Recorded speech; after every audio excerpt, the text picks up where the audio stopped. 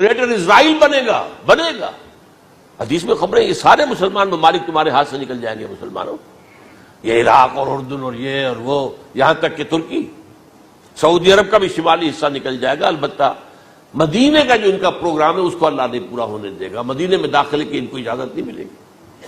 بہرحال یہ سارا کچھ ہونے والا ہے۔ وہ وقت بھی آنے والا ہے کہ حضور کی ایک حدیث کے مطابق ایک شخص کے 1000 بیٹے ہوں گے تو 999 ختم ہو جائیں گے، ایک بچے گا۔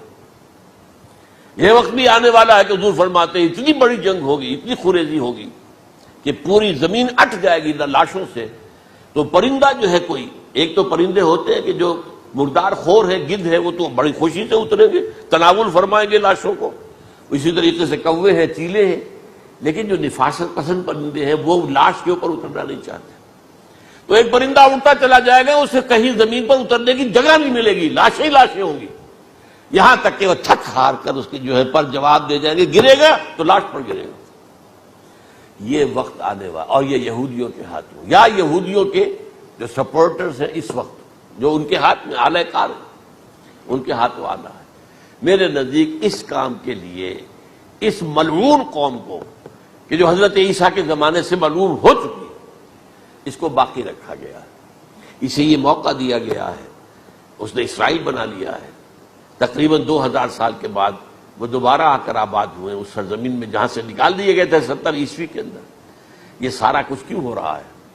ان کا یہ استثناء کیوں کیا گیا؟ یہ بڑی تلخ بات ہے، یہ یاد کر لیجیے۔ کیونکہ یا تو قوم اسی وقت ہلاک کر دی جاتی، جیسا کہ ہوا قوم نوح، قوم ہود، قوم عاد، قوم ثمود، قوم شعیب، یہ ہوا کہ نہیں ہوا؟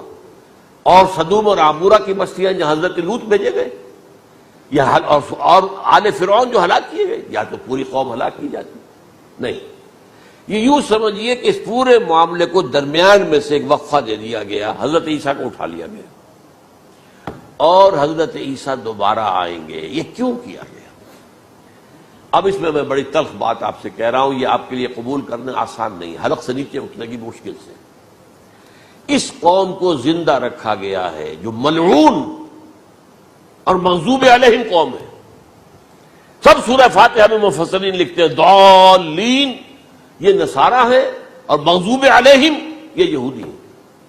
اور قرآن کہتا ہے لعن الذین کفروا من اہل الکتاب علی لسان داؤد وعیسی ابن مریم، لعنت کی گئی ایک ملعون اور مغضوب قوم کے ہاتھوں آخری امت محمد، اور اس کا بھی بہترین حصہ، اس پر عذاب ان کے ہاتھوں آئے گا۔ عربوں پر عذاب یہودیوں کے ہاتھوں، اس لیے ان کو بچایا گیا۔ یہ میں نے کئی دفعہ واقعہ سنایا، مولانا اسلائی صاحب بتایا کرتے تھے، کیونکہ وہ راجپوت تھے، یو پی کے راجپوت، مشرقی حصے کے، کہ ہمارے ہاں کوئی نوجوان اگر کوئی بڑی گری ہوئی حرکت کرتا تھا تو اس کے سر پر چمار کے ذریعے، چمار کے ہاتھوں جوتا لگوایا جاتا تھا۔